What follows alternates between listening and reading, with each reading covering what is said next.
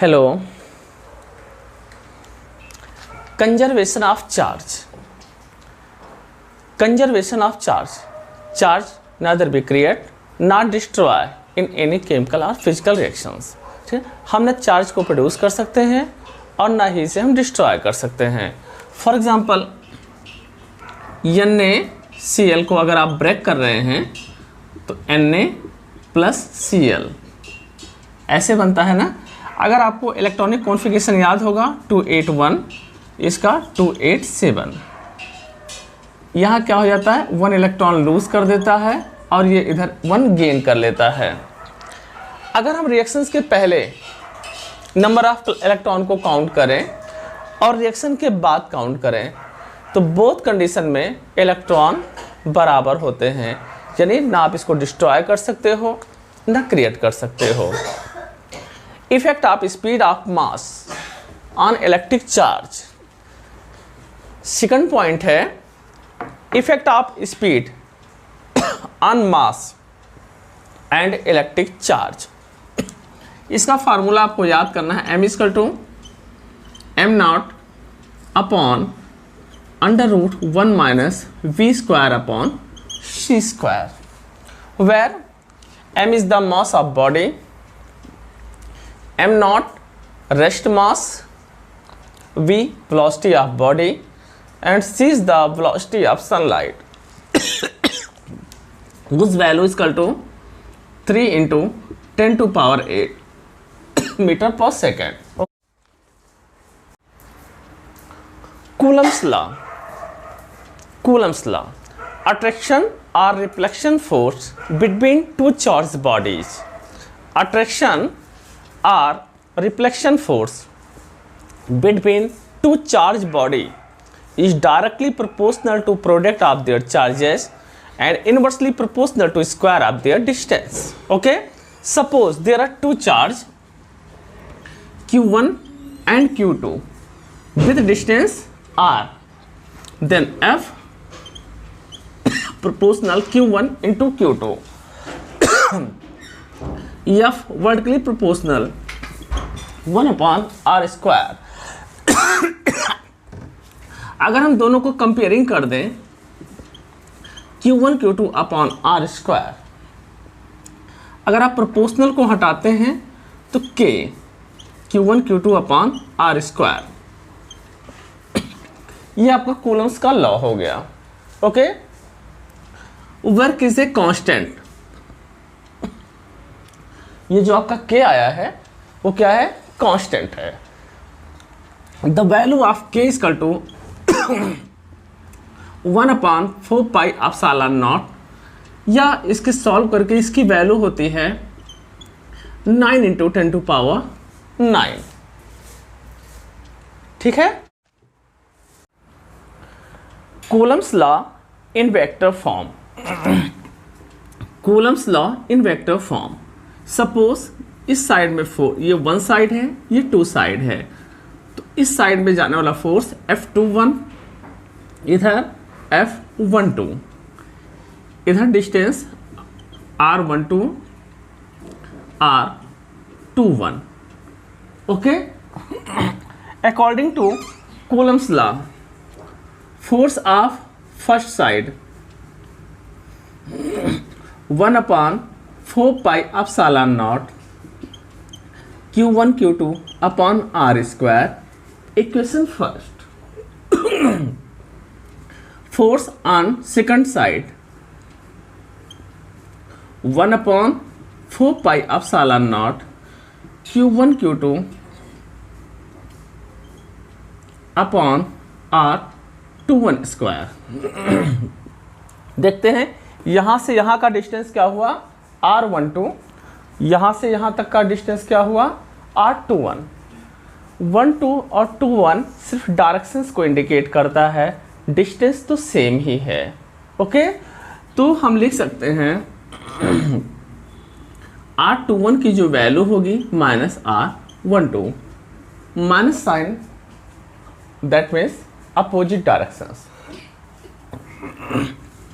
F12 1/4πε0 Q1 Q2 upon minus R12 square. इस minus को हम इधर शिफ्ट कर दें equation second. Then comparing equation first and second, compare करते हैं। Clear? F21 equal to minus F12, one side ले आए, F12 plus F21 equal to 0। This is the vector form. Dielectric constant and a relative permittivity. Okay, suppose the force between 2 point charge Q1 and Q2 placed in vacuum at distance r from each other, then applying force F vacuum is equal to 1 upon 4 pi epsilon naught Q1 Q2 upon r square, equation first. Okay, when the same two charges are placed same distance approx in the median other than the vacuum, the force between the force F median is equal to 1 upon 4 pi epsilon Q1 Q2 upon r square, equation second. Divide equation first and second. आपने इसको cut कर दिए, ये cut गए, 1 upon epsilon not 1 upon epsilon, vacuum upon median, ये ऊपर चला जाएगा एप्सिलॉन अपॉन एप्सिलॉन नॉट। इसको हम कहते हैं कापा, थोड़ा तिरछा सा के होता है, epsilon upon epsilon naught, where kappa is a constant that is known as dielectric constant or a relative permittivity. Okay, cross multiply कर सकते हैं, epsilon is equal to kappa epsilon naught. Kappa की जो वैल्यू है air या vacuum के लिए 1 लेते हैं और वाटर के लिए 80 लेते हैं। इसको आपको याद रखना है, कॉपर की वैल्यू एयर या वैक्यूम के लिए 1 बट वाटर के लिए 80 लेना है। ओके, अब हम न्यूमेरिकल्स लेते हैं। देखें, the electrostatics force of reflection between two positive charge and carrying equal charge is 3.7 into 10 to power minus 9 Newton when they are spread by the distance of 5 angstrom. How many electrons are missing from each ion? हम question को पढ़ते हैं और सबसे पहले ये देखने की कोशिश करते हैं कि हमें गिवन क्या है, व्हाट इज गिवन। तो आप इसमें देख रहे हैं, आपको फोर्स दिया है 3.7 into 10 to power minus 9 newton. 3.7 into 10 to power minus 9 newton. उसके बाद आपको डिस्टेंस दिया हुआ है 5 angstrom, R equal to 5 angstrom. जैसे कि आपको पता है कि डिस्टेंस को हमेशा मीटर में लेना होता है, 1 एंगस्ट्रॉम को मीटर में कन्वर्ट करना होता है, तो 10 टू पावर माइनस 10 से मल्टीप्लाई करते हैं। तो आपका डिस्टेंस होगा 5 इंटू 10 टू पावर माइनस 10। ठीक है, आपसे पूछ रहा है how many electron are missing from each ion. आपसे नंबर ऑफ इलेक्ट्रॉन पूछ रहा है, मीन्स आपसे क्वेश्चन में कह रहा है n equal to question mark. Okay, अब हम देखते हैं हमें दिया क्या है, उसको आपने नोट किया। नेक्स्ट आपसे पूछता क्या है, आपने उसको नोट किया। अब n आपसे पूछ रहा है, तो आपके दिमाग में आना चाहिए कि ऐसा कौन सा फार्मूला है जिसमें n आता हो। तो पिछली क्लास में आपने पढ़ा था Q equal to NE। Okay, Q क्या था, charge, n number of electron या इंटीजर, और e charge of electron. Charge of electron की वैल्यू आपने पढ़ा था 1.6 इंटू 10⁻⁻19 कूलम। तो हमें निकालना है n means q upon e। हमें चाहिए q, यानी इस चीज़ों का यूज़ करके हमें q चाहिए। ओके, अब आपने देखा इक्वल चार्ज की बात किया है, मतलब हमें Q1 Q2 इक्वल किया है, तो आप इसमें कूलम्स लॉ अप्लाई कर दें। F equal to 1/4πε0 Q1 Q2 upon R square. Force की वैल्यू दिया है 3.7 इंटू 10⁻⁹, 1/4πε की वैल्यू होती है 9 इंटू 10⁹। Q1 Q2 दोनों सेम है, तो QQ ले लेंगे, तो Q square upon R square, यानी 5 इंटू 10⁻⁻10 होल स्क्वायर। क्या समझ में आ गया? इतना क्रॉस मल्टीप्लाई करते हैं। देखें Q स्क्वायर इक्वल टू हो जाएगा 3.7 इंटू 10⁻⁹, ये इधर आएगा स्क्वायर होके 25 इंटू 10⁻20 अपॉन 9 इंटू 10⁻9 हो गया। Okay, Q square equal to 3.7 into 25, इन दोनों को आप ऐड कर दे रहे हैं -29 अपॉन 9 इंटू 10⁻9। इतना समझे? Q स्क्वायर, इसको आप मल्टीप्लाई कर देंगे 25 को, और जो आएगा 9 से डिवाइड, ठीक है, इंटू 10⁻29 था, ये ऊपर जाएगा तो -38 हो जा रहा है। समझ में आ रहा है जी? Q स्क्वायर इक्वल टू, इसको मल्टीप्लाई करके इससे आप डिवाइड कर रहे हैं,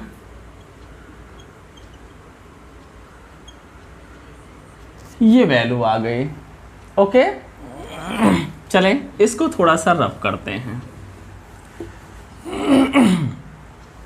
इसकी भी ज़रूरत नहीं है, मिटा दिए। देखें Q square equal to 10.28 into 10⁻⁻38। Okay,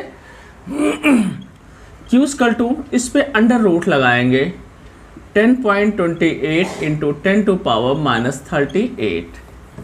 समझ रहे ना? इसका रूट निकालेंगे, रूट निकालना आपको आता ही है ना।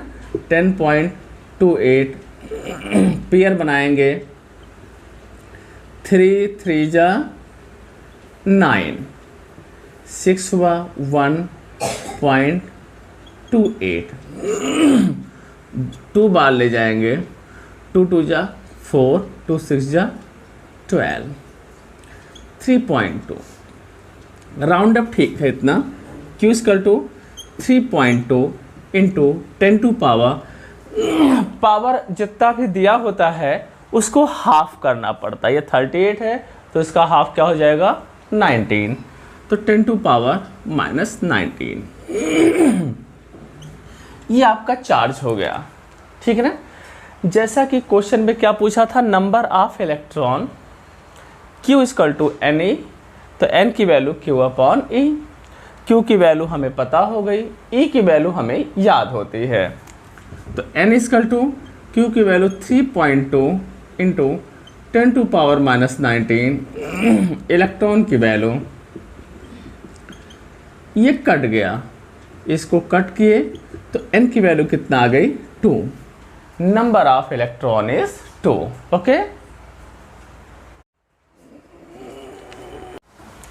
नेक्स्ट क्वेश्चन देखते हैं।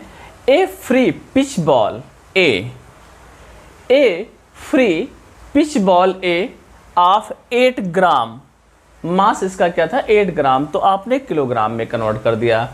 A free pith ball A of 8 gram carries a positive charge 5 into 10 to power minus 8 coulomb. What must be the nature and magnitude of charge that should be given a second pitch ball B fits 5 cm below from the former ball so that upper ball is stationary? Question फिर से देखें। A free pith ball A free pith ball A of 8 gram carries a positive charge 5 into 10 to power minus 8 coulomb. What must be the nature and magnitude of charge that should be given to the second pitch ball B 5 centimeter below the former ball so that the upper ball is stationary? कह रहा है कि एक कोई 8 ग्राम का कोई एक ball है जिसका charge 5 into 10 to power minus 8 coulomb है। क्वेश्चन को ध्यान से सुने। एक कोई बॉल है, उसका मास क्या है 8 ग्राम है। हमने इसको हालांकि किलोग्राम में कन्वर्ट कर दिया है बिकॉज एमकेएस सिस्टम में आपको सॉल्व करना है। और उसका charge 5 into 10 to power minus 8 coulomb है। उससे 5 सेंटीमीटर के डिस्टेंस पर कोई सेकंड बॉल बी है जिसका चार्ज का मैग्नीट्यूड बताना है। चार्ज कितना है, पॉजिटिव है या नेगेटिव है, फर्स्ट बॉल को कांस्टेंट करके। ओके, मीन्स आपको दो बॉल दिया है, एक का चार्ज और मास दिया है और दूसरे बॉल का डिस्टेंस दिया है। आपसे इसका चार्ज पूछ रहा है तो आपको पता है Coulomb's law F = 1/4πε0 Q1 Q2 upon r²। Okay, आपने डायरेक्टली कूलम्स लॉ को अप्लाई किया। अब फोर्स हमें मास दिया है तो F = mg होता है, तो हम फोर्स की वैल्यू क्या लिख देंगे, mg = 1/4πε0 Q1 Q2 upon r²। Okay, मास कितना है 8 into 10 to power -3, g की वैल्यू 9.8 = 1/4πε की value 9 into 10 to power 9, Q1 की value 5 into 10 to power -8 coulomb और Q2 आपको फाइंड करना है अपॉन r²। r 5 सेंटीमीटर दिया है तो आपने इसको मीटर में कन्वर्ट कर दिया। ओके, अब सिंपल मैथ की तरह क्रॉस मल्टीप्लाई कर दो। Q2 = 8 into 9.8 into 10 to power -3, ये ऊपर आ जाएगा तो 0.05 into 0.05 अपॉन ये नीचे आएगा 9 into 10 to power 9 into 5 into 10 to power -8। क्या आपको इतना समझ में आ रहा है जी? आपने इसको डिवाइड किया 0.01। अब आ जाए 8 into 9.8 into 0.1 into 0.5 upon 9 into 10 to power -3 है, ये ऊपर जाएगा तो -9 यानी 10 to power -9 और ये ऊपर जाएगा +8। क्या आप इतना समझ रहे हैं? अब आप इसे सारे को मल्टीप्लाई करके और डिवाइड करेंगे। ऊपर ले लेते हैं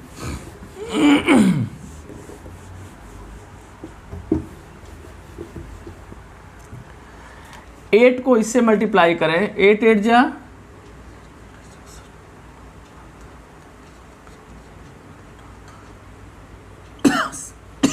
इतना हो गया।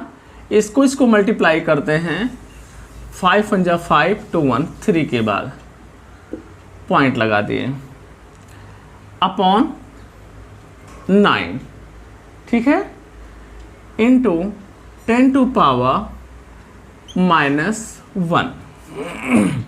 समझ में आ रहा है? ये कितने डिजिट्स के बाद हैं? 3। तो अगर हम 3 नीचे 0 बढ़ा देते हैं तो ये पॉइंट यहाँ से कैंसिल हो जाता है।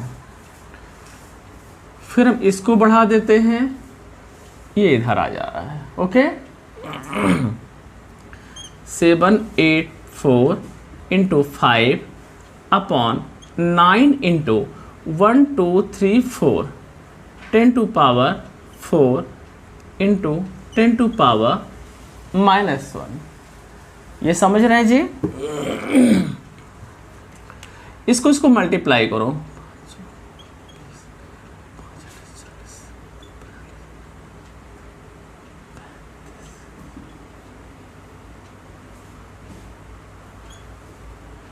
इसको ऊपर ले जाएंगे तो 10 टू पावर -1 था, ये -4 यानी -5 हो जा रहा है। क्लियर? अब आप इसको और डिवाइड करें, 9 चौक 36, लगभग 4, हाँ इसके 4, इसको आप डिवाइड करें 3.6 इंटू 10 टू पावर -5। एक डिजिट्स आप आगे बढ़ा दें, 4.36 into 10 to power -6 coulomb. Since ये आंसर पॉजिटिव आया है तो ये इसका मैग्नीट्यूड पॉजिटिव चार्ज होगा। अगर माइनस में आता तो आप इसको नेगेटिव चार्ज लिख सकते थे। ओके, नेक्स्ट क्वेश्चन देखते हैं। ए particle of mass m having charge q1 is moving around a charge q2 along a circular path of radius r.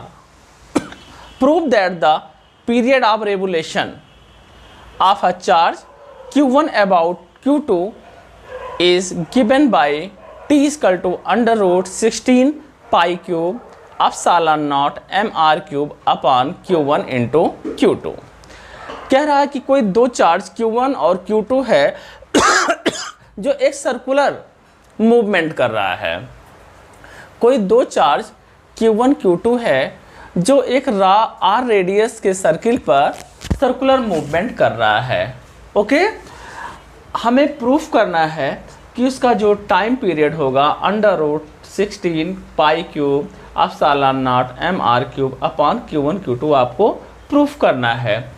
तो आप जानते हैं F equal to 1/4 pi epsilon naught q1 q2 upon r square, ये आपका formula है। Okay, आपने 11th में पढ़ा है अगर कोई भी ऑब्जेक्ट सर्कुलर मूवमेंट करता है तो उसमें सेंट्रिपिकल फोर्स होता है। सेंट्रिपिकल फोर्स क्या होता है? F equal to mv² upon r, mv² upon r, 1/4 pi epsilon naught q1 q2 upon r square. इससे इसको आपने कट कर दिया, m आप नीचे शिफ्ट करें, b² equal to 1/4 pi epsilon naught q1 q2 upon mr। Okay, अगर आप स्क्वायर हटा दे रहे हैं तो आप इस पे क्या हो गया? रूट हो गया। अब आपको टाइम पीरियड पूछता है तो t इक्वल टू क्या होता है?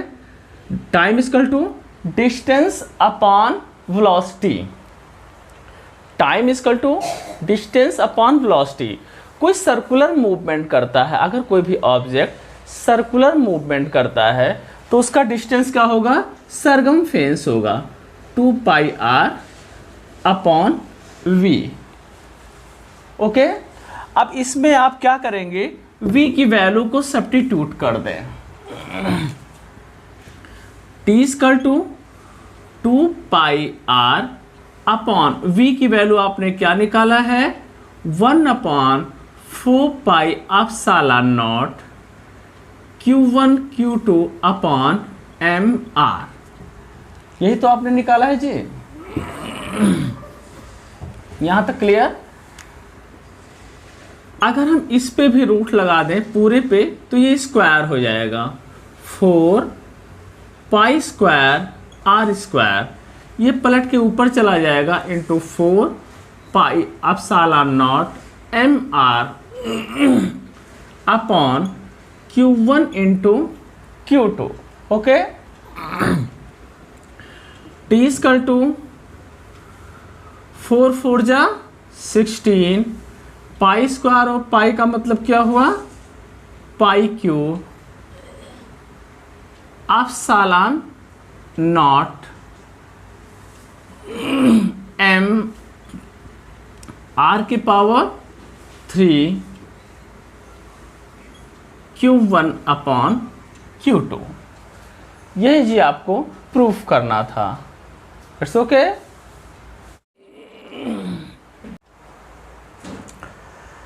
Two particles each have a mass of 5 gram and charge 1 into 10 to power minus 7 coulomb stay in limiting equilibrium on a horizontal table with a distance of 10 cm between them. Find the coefficient of friction between particle and the table is same. Find the value of mu. आपको यहाँ पे charge दिया है दोनों bodies का Q1 और Q2 की value 1 into 10 to power minus 7 दिया है। दूसरा आपको डिस्टेंस दिया है 10 सेंटीमीटर, तो आप उसको मीटर में कन्वर्ट कर लिए 0.1 मीटर दे दिया। उसके बाद आपको मास दिया है 5 ग्राम, तो 5 ग्राम को आपने किलोग्राम में कन्वर्ट कर दिया। Okay, you know Coulomb's law, F is equal to 1/4 pi epsilon naught Q1 Q2 upon R square. इसकी जो वैल्यू होती है 9 into 10 to power 9, Q1 means 1 into 10 to power minus 7, Q2 की value 1 into 10 to power minus 7 upon R square 0.1 into 0.1। तो आपका force क्या हो गया 9, ओके, 1 इंटू 1। अगर इस पॉइंट को अगर हम हटा देते हैं, आप ऐसे करें, इस पॉइंट है तो हटाएंगे तो 10, ये हट गया, ये हटाएंगे तो 100। ओके, अब आप देख रहे हैं क्या नंबर हुआ 9 into 10 to power 9, 7 7 14 into 10 to power 2, 100 का मतलब 10 टू पावर 2। आप ऐसे लिखें 9, इसको आप माइनस करें तो कितना बच रहा है 5, -5 + 2 यानी -3, 10 टू पावर -3। ओके, तो ये आपका क्या हो गया force 9 into 10 to power -3 newton. अब आपको इसी ने कोफिशिएंट ऑफ फ्रिक्शन की बात किया है, तो कोफिशिएंट ऑफ फ्रिक्शन में चलते हैं। 11th में दिया है F equal to mu mg, F equal to mu mg। Okay, F equal to mu हमें पता करना है, मास आपको दिया है 5 इंटू 10 टू पावर -3 और G की वैल्यू 9.8। F इक्वल टू, इसको मल्टीप्लाई करें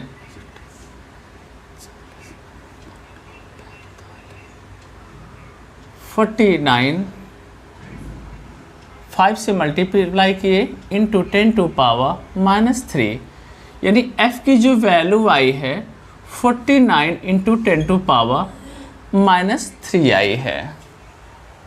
okay, according to question both force are equal, ये यहाँ सारे हमने म्यू लिखना छोड़ दिया भूल के। According to question both force are equal यानी म्यू इंटू 49 इंटू 10⁻³ जो है इक्वल होगा 9 into 10⁻³ newton. According to question both force को इक्वल लेना है। ओके, ये आपने कट कर दिया, म्यू इक्वल टू 9/49। क्लियर। अब आप सीधे 49 बाहर कर रहे हैं, 9 को अंदर कर रहे हैं, पॉइंट लगा दिए, 0 बढ़ा दिए। ओके, अब आप इसे डिवाइड कर रहे हैं 1 टाइम 49, 10 में से 9 गया 1, 81, 0 बढ़ा दिए, अप्रॉक्स 8 टाइम जाएगा। तो जो म्यू की वैल्यू आई है 0.18। This one is clear.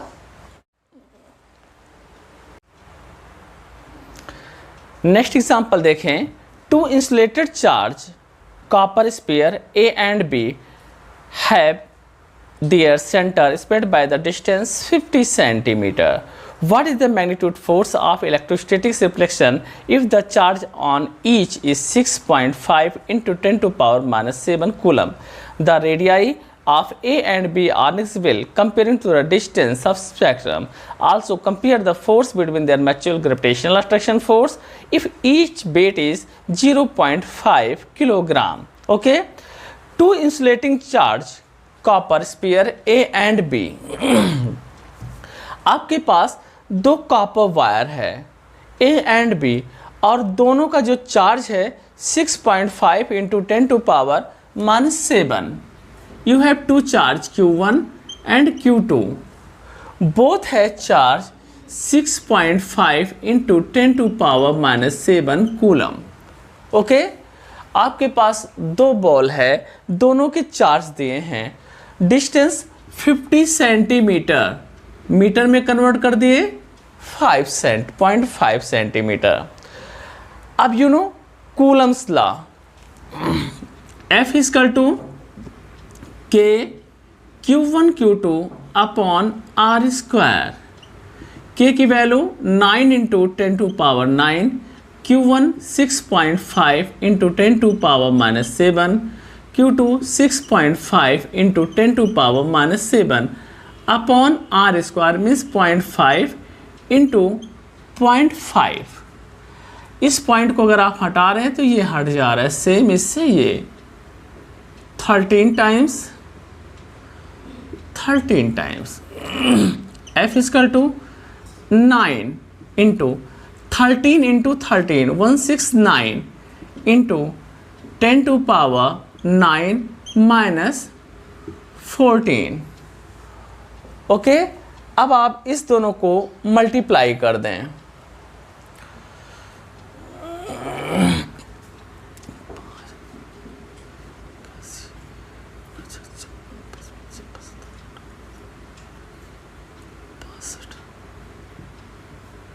इतना इंटू 10⁻⁻5।